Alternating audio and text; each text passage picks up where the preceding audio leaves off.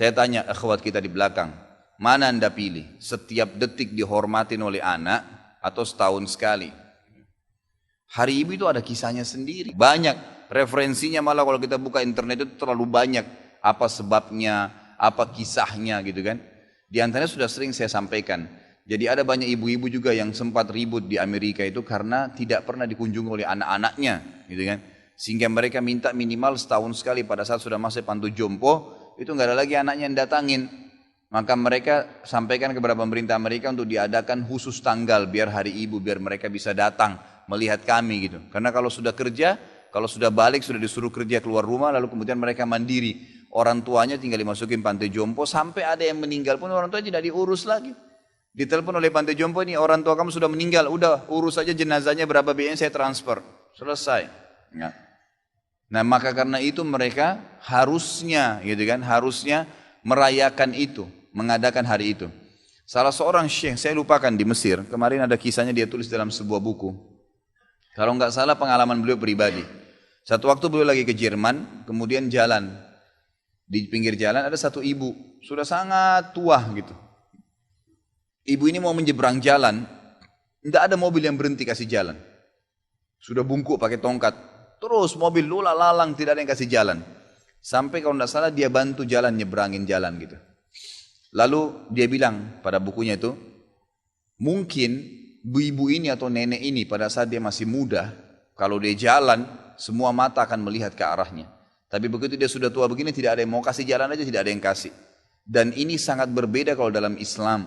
Ya, Islam itu tidak mengenal masa setahun sekali. Setiap saat seseorang itu sebelum ya orang tuanya lemah, sebelum tua pun sudah harus bakti. Dari dia masih kecil, kemudian sampai orang tuanya tua, sampai orang tuanya sudah mati, tetap disuruh berbakti.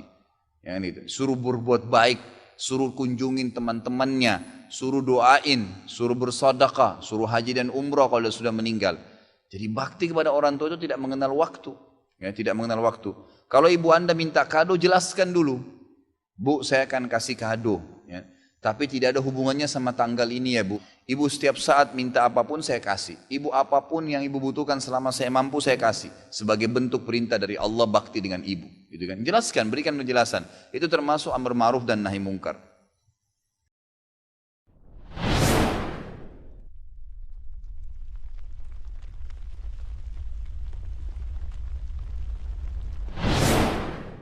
Orang-orang muslim yang mengatakan bahwasanya boleh saja mengucapkan selamat Natal, orang ini tidak punya ilmu agama dan imannya masih sangat tipis. Nggak bisa saudaraku, mengucapkan selamat Natal kepada orang Nasrani sama mengatakan selamat Allah punya anak. Bagaimana bisa anda berani ya, mengatakan Allah punya anak? Itu kalimat yang sangat berat, ya kan gitu. Tidak boleh. Allah subhanahu wa ta'ala itu la syarikalah, tidak ada sekutu baginya. Lam yalid walam yulad, tidak beranak dan tidak diperanakkan. Dan Allah subhanahu wa ta'ala telah mengkafirkan orang-orang Nasrani dalam surah Al-Ma'idah. Allah telah telah kafir orang-orang Nasrani yang mengatakan Trinitas. Nggak boleh. Ngucapin selamat berarti selamat atas keyakinan kalian yang Allah sudah cap mereka kafir dengan itu. Bagaimana bisa dikatakan untuk menjaga hubungan dengan mereka?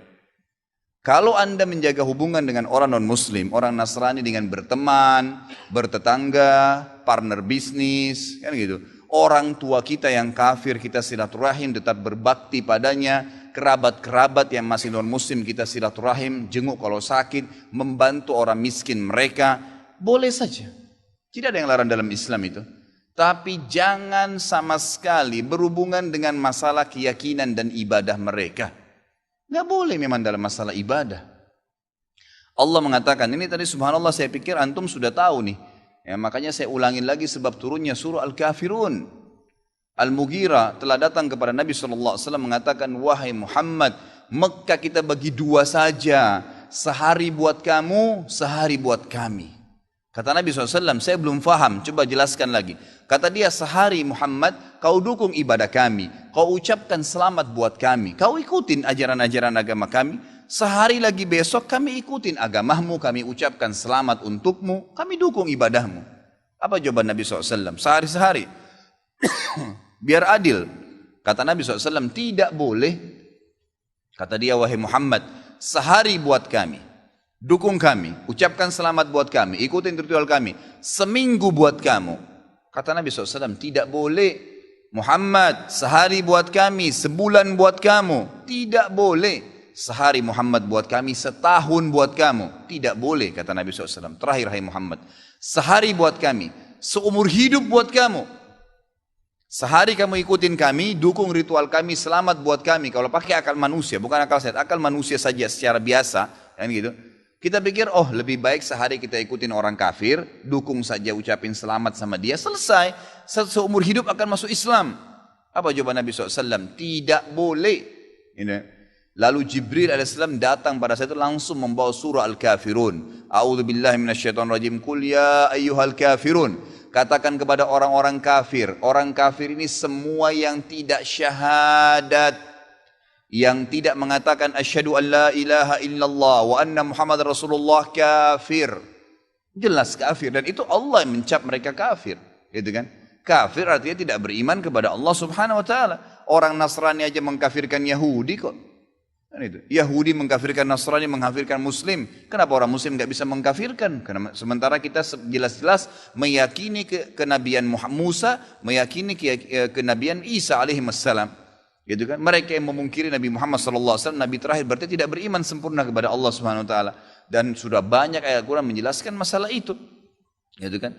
Kata Allah Subhanahu Wa Taala, ya, Qul ya ayyuhal kafirun la a'budu ma ta'budun. Semua Yahudi, Nasrani, Majusi, penyembah api, penyembah gunung, penyembah pohon, penyembah apa saja, semua selain yang tidak syahadat ini, saya tidak ikut-ikutan acara ritual kalian, tidak akan ucapin selamat buat kalian, tidak akan pakai atribut-atribut kalian, dan kalian juga tidak usah repot-repot ikutin agama saya, nggak usah. Kita nggak butuh Nasrani. Saya tanya, pada saat sholat Idul Fitri, ada orang Nasrani ikut-ikutan? Idul Adha, gitu kan? Mereka berurus dengan agamanya sendiri. Kenapa orang Muslim pusing dengan acara ritualnya orang lain? Diulangi lagi.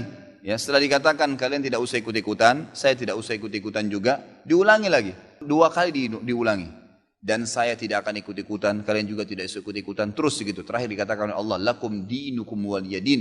Kalian punya agama, saya juga punya agama. Titik, selesai. Gitu kan? Emang sudah begitu. Kalau anda bilang, oh itu cuma kata-kata, nggak masalah. Kata-kata bisa membuat anda murtad, saudaraku, bisa masuk neraka. Gitu kan? Sadarkah anda dengan satu kalimat, anda kalau mengatakan satu kalimat sekarang, semenit kemudian kalau anda yakin dalam hati bisa masuk neraka kalau meninggal? Kalau anda mengatakan saya murtad, memang dari hati mau keluar dari Islam, semenit kemudian dicabut ruhnya oleh malaikat maut, masuk neraka. Kalimat, kata-kata, bahaya tuh, gitu kan? Mungkin teman-teman juga sudah tahu yang dialog antara Muslim sama Nasrani di Amerika. Si Nasrani mengatakan, kenapa kau tidak ucapkan kalimat Natal, selamat Natal buat saya? Kata si Muslim, ya kata si Nasrani, itu kan cuma kata-kata. Kata si Muslim, kenapa? Apa kau sudah syahadat? Si Nasrani bilang enggak. Kenapa kau enggak syahadat? Dia bilang kalau saya syahadat saya tinggalin agama saya. Kata si Muslim, itu kan juga cuma kata-kata. Sama, gitu kan? Jadi enggak boleh. Tapi hal-hal yang ditoleransikan dalam agama silahkan. Tadi saya bilang berteman, bertetangga, silahkan. Tapi jangan dukung masalah ibadahnya. Enggak boleh.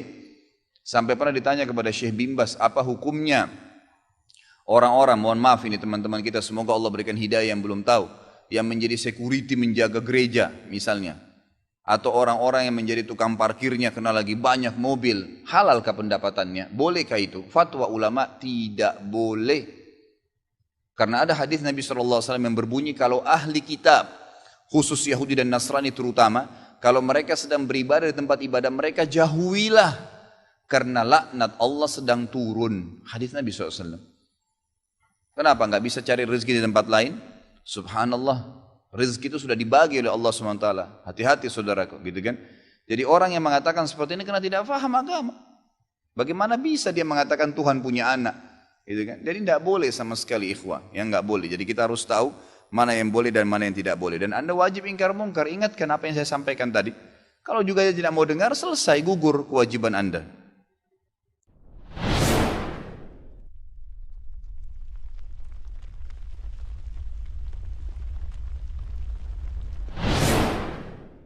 Coba ikhwah, ada yang punya riwayat satu aja. Nabi SAW pernah merayakan malam tahun baru 1 Muharram. Tidak pernah satu kali pun Nabi SAW merayakan tahun baru Islam 1 Muharram. Tidak pernah ada malam lebarannya dan seterusnya.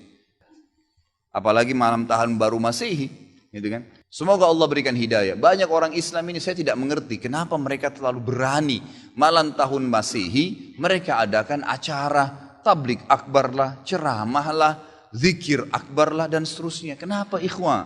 Gitu kan?